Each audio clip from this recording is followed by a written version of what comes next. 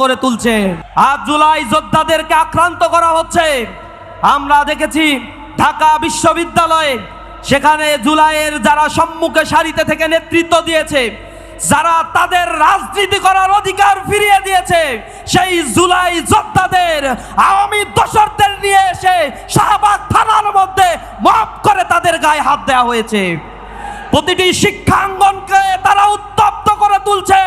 Chittagong city কলেজে আমাদের জুলাই যোদ্ধা ভাইদের উপরে আঘাত করা হয়েছে। পায়ের উপরে আঘাত করে তাদের পা দ্বিখণ্ডিত করার মতো দুঃসাহস তারা দেখিয়েছে। আমরা ধৈর্য ধারণ করছি। আমরা বলতে চাই, আপনারা যে মসনদে বসে আছেন, এটা শহীদের রক্তে গড়া মসনদ। এই মসনদের সঠিক ব্যবহার না করলে তা ভেঙে তছনছ হয়ে যাবে। আপনারা হয়ে গিয়েছেন এখন ক্রিস, কোদাল, চাপাতি বাহিনীতে পরিণত হয়েছেন।